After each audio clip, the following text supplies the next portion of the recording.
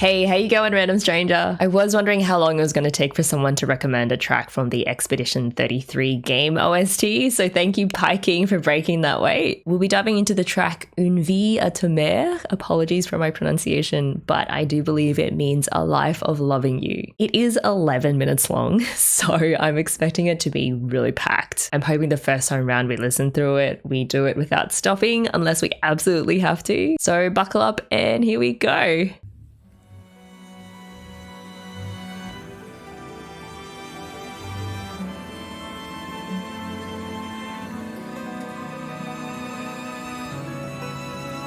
That's very glassy violin strings just immediately. That bow is gliding so lightly on top of that string.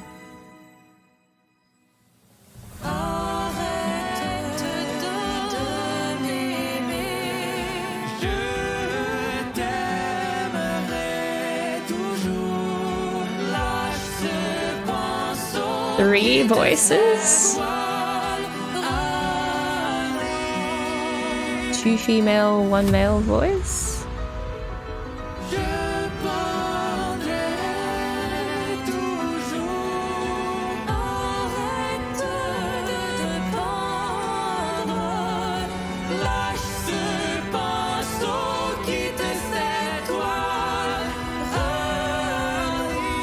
It's very sad cello. Ooh. Oh. Wow, that was a shift from the 4/4 to the 6/8 tone.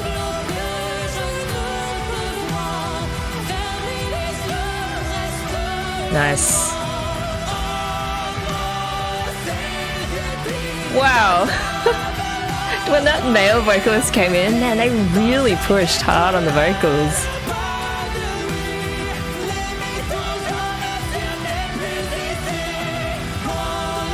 There's so much angst.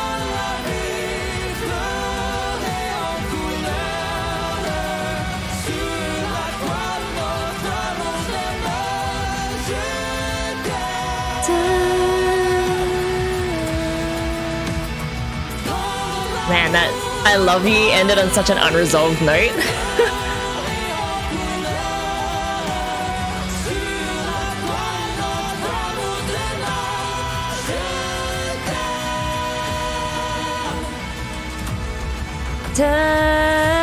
Yeah, it ended on the 7.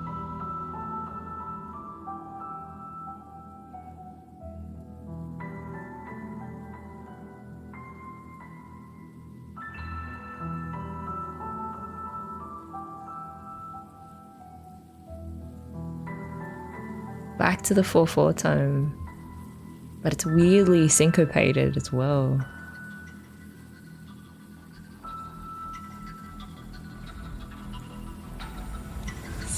The ticking of something. 2, 3, 1, 2, now we're in 3/4. Man, they're really taking us through the whole emotional ringer. Just by using the instrumentation in very specific ways. That's cool. Also, either that violin is really distorted or they're doing like sautiller or very fast string crossings. Then there's like very steady spiccato alongside the legato strings. I love how they're doing all these different string textures all at the same time. Huh?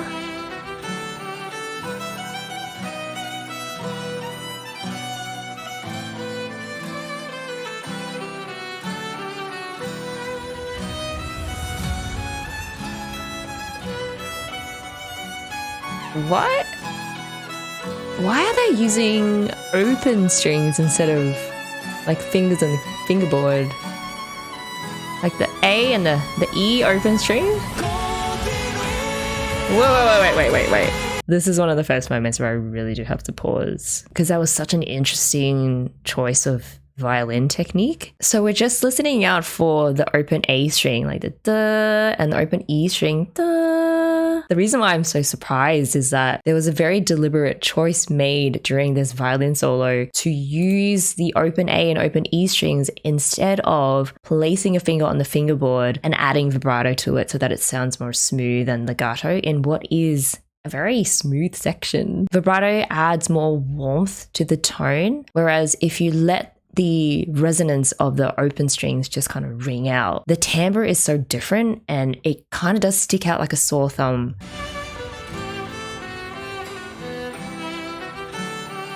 Da da da, that's all open. A, open A. It's key change there. Da, da, da, da, da, da, da. Yeah, they went to the open E. It's not that there aren't ways to control the tone even when you're playing on an open string. It's just there's less control. It's an interesting violin fingering choice because letting the open strings just ring out like that in the middle of a legato phrase does make it a bit more raw and kind of vulnerable and a little bit unpolished. I guess they wanted to limit the portamento as well, like the sliding on the fingerboard, so that it doesn't sound so perfect. It's almost as if there's something vulnerable breaking through a very pretty facade. It's certainly a choice.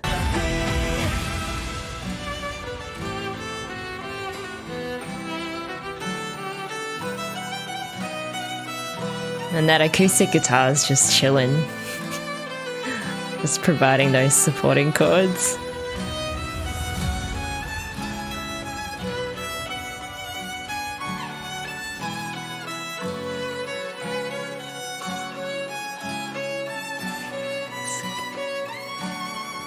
Nice. There's a really nice like lift to that phrase. And then back to the epic.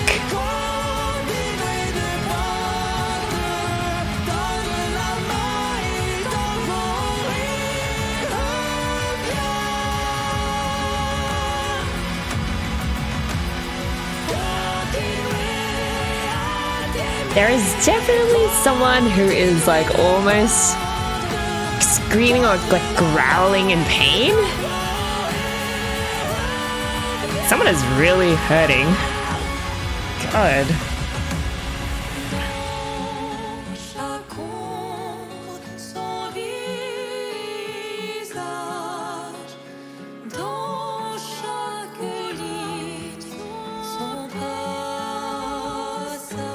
Some lovely harmonies.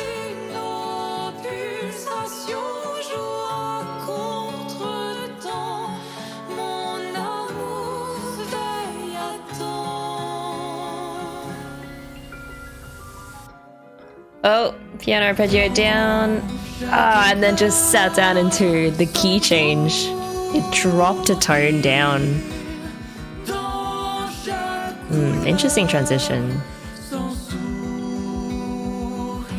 Oh, what is this stressful pounding sound underneath these lovely vocal harmonies? I just cannot relax.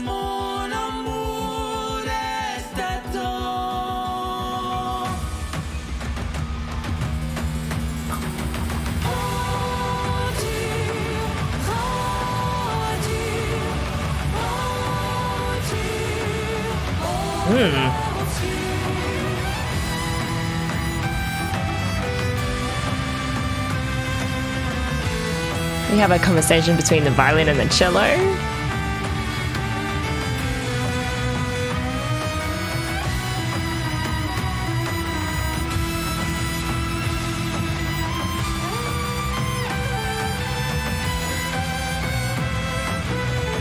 feel like we're witnessing a fight. It's more of a fight than a nice conversation, especially with those percussions.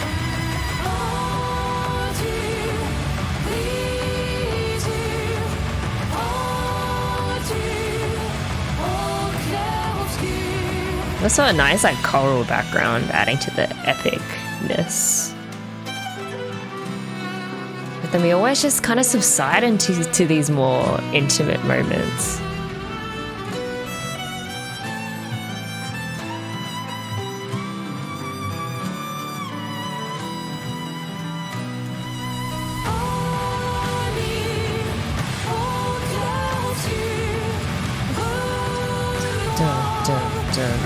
Got that like syncopated percussion now. I wonder who that electric like guitar is meant to symbolize. They kind of just come in at the most epic moments to lift the whole thing up. Ooh.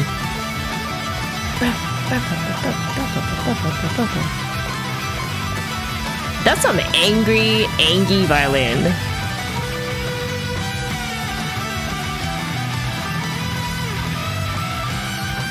Just shredding along with the electric guitar. I don't think anyone's happy at all.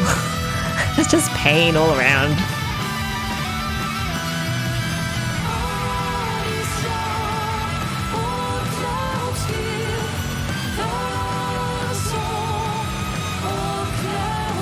Ooh. I think there was some dissonance in the bass line there.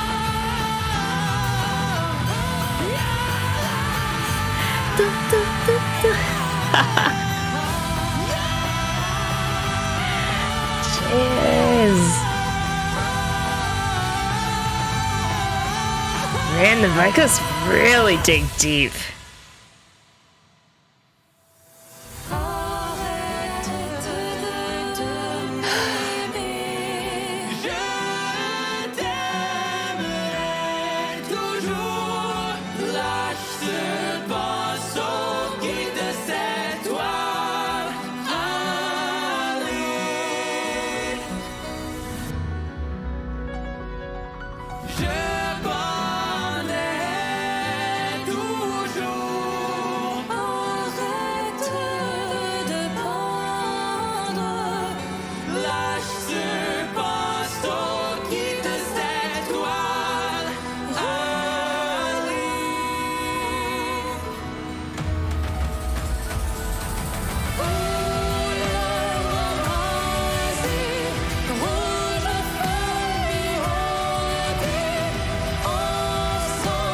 I wonder where we're gonna land by the time we end this track.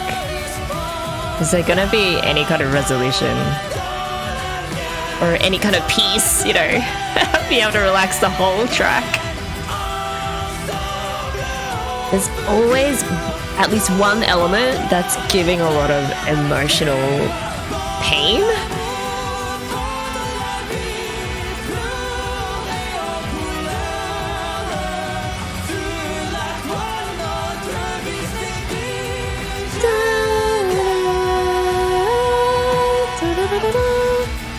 That's a perfect fit there.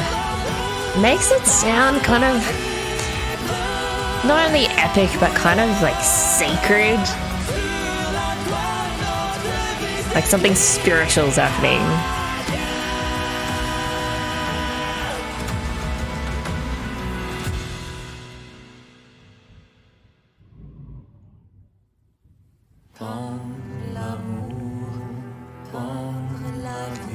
This is different.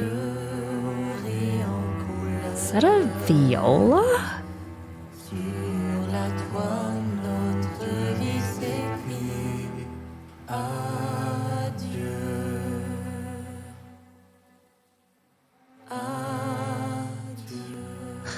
They're saying goodbye to each other in the softest tones. I think the violin died. Like, to replace the violin with the viola, which is a much more somber sounding instrument, and to also play it at that lower range, whoever the violin is meant to represent is definitely dead. Maybe it was a ghost speaking all along, like when we had those brilliant violin solos and violin parts. And then when the violin was shredding out with the electric guitar, maybe that was the ghost having its last big lash out before kind of disappearing into the ether or the underworld. I may be way off base narratively, but just the fact that I can paint these kinds of pictures in my head just from the music is, I think, a testament to the richness in the composition and the arrangement of the instruments. The way the piece ended, you know, with both voices singing in unison, with the viola kind of taking over the harmony, it was in no way a triumphant sort of end, nor was any kind of quote unquote winner in this conflict. The darker timbre of the viola and the lack of harmony gave off more a feeling of loss and acceptance. Like, it felt very honest and kind of resigned. Zooming out and looking at the big picture of the whole 11 minutes, even without knowing the game's story, the music tells you that there is this intense back and forth conversation between different people or two different perspectives, or sometimes it does feel like we travel between two different worlds. The music does that in several ways. Obviously, you have the harmonies of the different vocalists, but we also have instrumental solo sections that echo the vocals and kind of elaborate on their themes in different ways. And then within those instrumental sections, you have separate instruments interacting with each other in counterpoint, which just means that there are two or more independent melody lines, each telling their own story while they still fit together harmonically. An example is like one of my favorite parts when you had the interaction between the violin and the cello.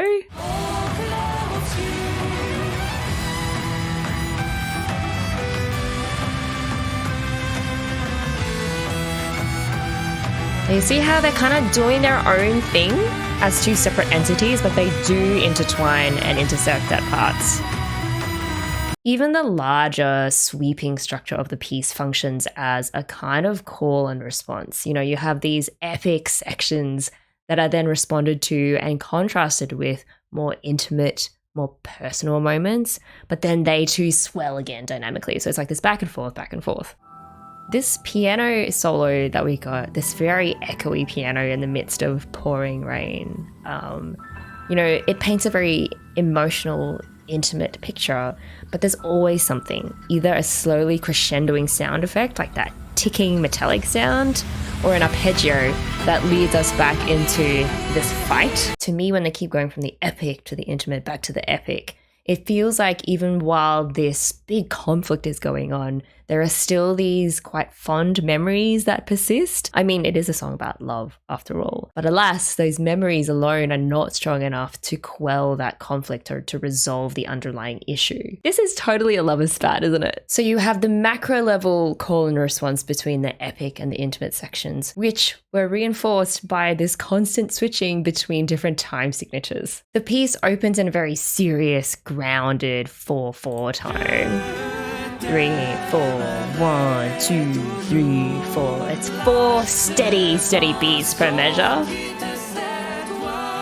It feels like a solemn march or like something that has heavy emotional weight. But then we transition into a 6/8 time, which is a time signature that has a characteristic lilt or like a very dance-like sway to it. 1, 2, 3, 4, 5, 6. 1, 2, 3, 4, 5, 6. Changing the key signature to the 6/8 does brighten or like free up the mood as compared to the stodginess of the opening. When the sad piano solo starts, we have shifted suddenly back to the 4/4 time. However, what was weird about this part was the piano is just so heavily syncopated. That means that it's not emphasizing the first beat where you'd expect it to, but instead it's either on the second beat or some other half beat, some other weaker beat. 1, 2, 3, 4, 1, da da da. So it started that arpeggio on the second beat, not the first beat. Here, even though we've returned to the solid ground of the 4/4 time, it's like, personally, the piano cannot find its footing. It really throws us off balance in an unsettling way. Combined with the sad echo and the rain, it feels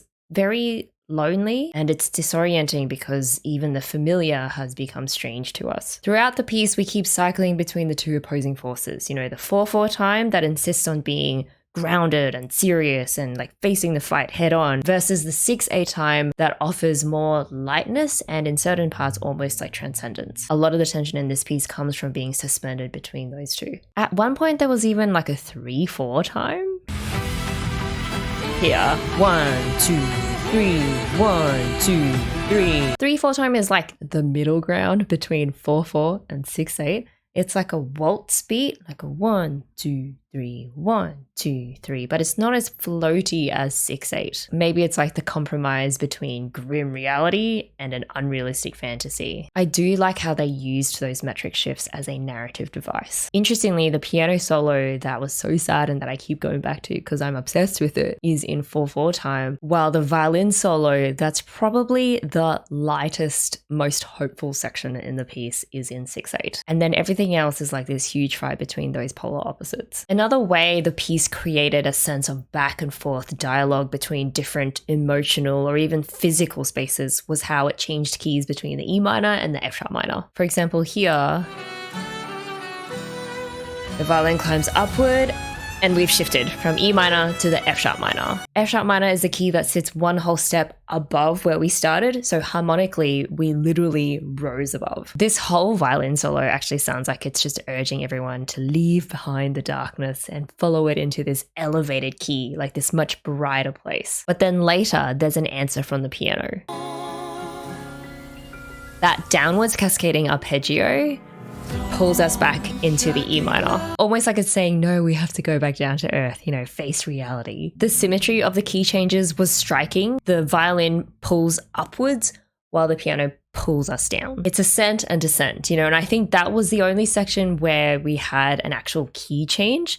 But the way that the piece kept shifting back and forth in other ways made it feel like there's this ongoing debate over whether we stay in that elevated brighter space that the violin pulled us up towards, or we succumb to the pull down of reality. What goes up must come down kind of thing. The last thing I wanted to comment on is the vocal harmonies. What stood out the most to me was how they harmonized mostly in thirds and sixths, these warm, sweet consonant intervals. When two voices sing a third or a sixth apart, they blend really nicely and they sound like they belong together. Like here. We'll just take that short phrase. Nice sixths apart. But how the vocal harmonies often concluded their phrases was often either on a perfect fourth or a perfect fifth.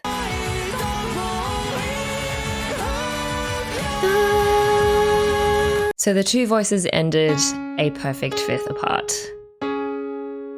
Perfect intervals are very different sounding intervals compared to thirds and sixths. They are wider intervals and they have this more open, weird, almost hollow sound. There's more space between the voices, which means more air and more distance between them, which makes them sound less warm. In fact, perfect intervals have been used in church music for centuries. When you think of Gregorian chants, those are using perfect intervals. They just have this more ethereal and transcendent sound to them. To write phrases of vocal harmony that begin in warmer third and sixth intervals, but end them ultimately on a colder fourth or a fifth interval, reads musically like two people having a conversation that ends up at a point where they can't quite come to an understanding. Again, this just kind of points to this song being a pained lovers conflict where the two people still have love for each other, but their differences in perspective or in belief have become just untenable. I really enjoyed listening to this track. It's so sweeping in range and sometimes literally. Like you'll have these bars where the violin sweeps from its upper range all the way down to its lower range, and same with the vocals. I think being able to deduce a story from the music is the mark of great composition. When different techniques and emotions and structure, like both on a micro and a macro scale,